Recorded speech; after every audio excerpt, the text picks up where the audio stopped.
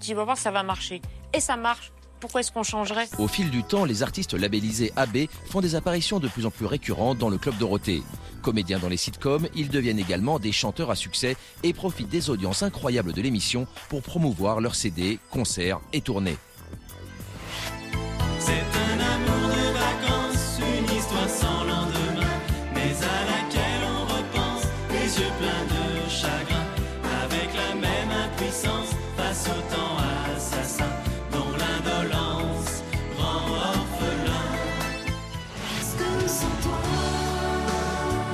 je n'existe pas, et ce sera toujours comme ça.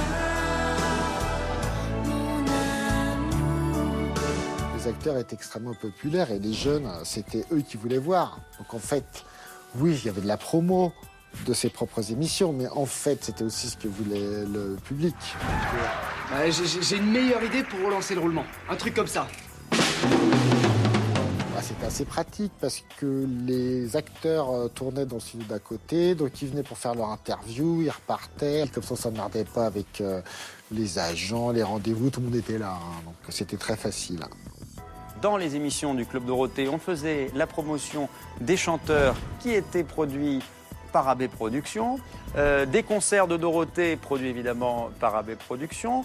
Les chanteurs généralement jouaient dans les sitcoms de AB Productions. On parlait aussi du magazine, Dorothée Magazine, qui sortait en kiosque, qui évidemment était fait par AB Productions. Il y avait les concours de chansons, on nous incitait à voter et à acheter les CD, etc.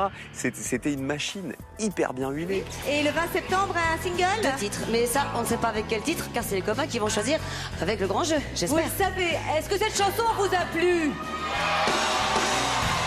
Alors, il y en a 14 autres qui feront donc l'objet du grand jeu des super chansons de Dorothée 95. Tout le monde y trouve son compte. Les enfants sont ravis. 60% de part de marché. 60% des jeunes et leurs mères et les grands-parents qui s'occupent des jeunes sont devant TF1. Mais vous connaissez une chaîne qui dirait « Ah non, mais 60% de personnes qui nous regardent tous les jours, ça doit sûrement pas être bien. Changeons et mettons un truc histoire de regarder que par 15%. » C'est une aberration mentale économiquement. Pourquoi est-ce qu'ils auraient changé? Lola aime le chocolat. Oh là, oh là, oh là là. Mais elle doit mettre le oh là. Oh là, oh là, oh là là. Mais alors qu'ils sont plébiscités par le public, ces artistes sont snobés par la profession et boudés des cérémonies officielles comme les 7 d'or ou les victoires de la musique. Qu'à cela ne tienne, les clubs d'or font leur apparition dans le Club Dorothée. Une remise de prix 100% maison. Alors, le Club d'or 93 du meilleur groupe est attribué aux musclés. Le Club d'or du meilleur chanteur à Monsieur Bernard Minet. Le Club d'or 93 de la meilleure chanteuse est attribué à Hélène. Bravo. Super. Le club d'or de la meilleure série, Hélène et les garçons.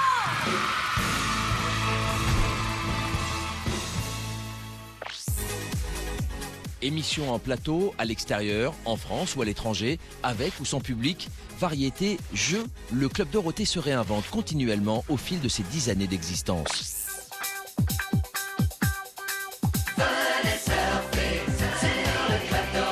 Toujours en avance sur son temps, lors de sa dernière saison, l'émission prend au vol l'arrivée toute récente d'une révolution technologique qui fera très vite partie de notre quotidien, Internet.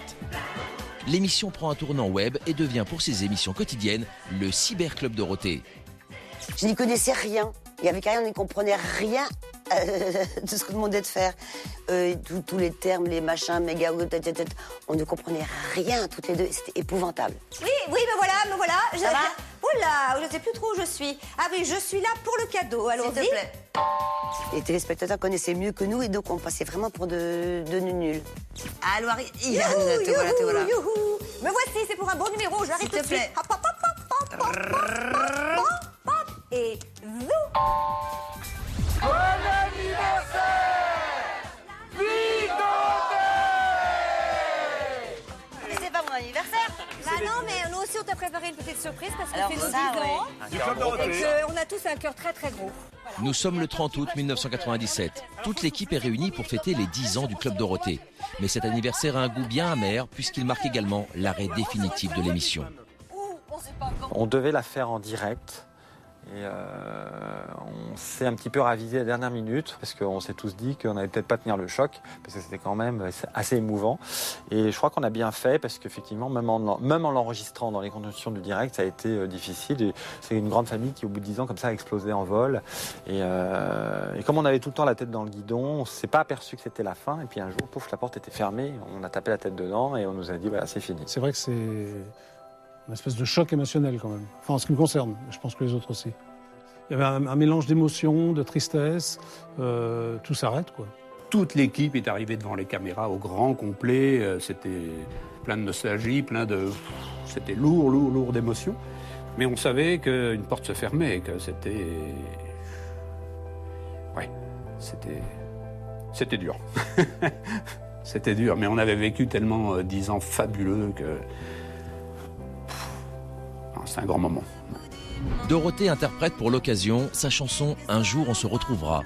Entourée par toute son équipe, les animateurs, les comédiens des sitcoms AB et l'équipe de production du Club Dorothée. Un jour on se retrouvera, aussi vrai que la terre est ronde. Un jour on se retrouvera. En 10 ans, le Club Dorothée a connu tous les records et a traversé toutes les tempêtes. Jusqu'au mois d'avril 1997, date à laquelle TF1 annonce officiellement l'arrêt définitif de son programme jeunesse.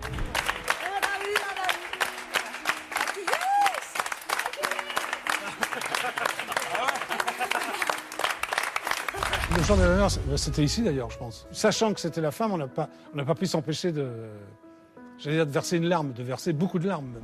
Mais je suis assez à la fois lucide et fataliste. Toute émission a une fin. C'est dur, mais toute émission a une fin. Mais pourquoi TF1 décide alors d'arrêter le Club Dorothée alors que le public est encore au rendez-vous?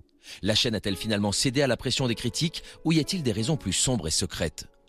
C'est vrai qu'il y avait eu une telle accumulation de critiques, de gens qui disaient qu'il faut passer à autre chose, avec notamment ces dessins animés japonais, etc. Mais je pense que, voilà, c'est comme tout, c'est des cycles. Et, 10 ans, c'est énorme déjà. 10 ans de présence quotidienne. Le Club Dorothée s'est arrêté en pleine gloire, puisque les audiences ne baissaient pas, tout marchait bien. Mais comme on avait monté à Bessat, on devenait des concurrents de TF1 pour Patrick Lelay, et il avait dit, comme vous êtes des concurrents, je vais vous tuer. J'arrête toutes vos émissions. Donc ils ont arrêté le Club Dorothée, toutes les sitcoms d'un seul coup.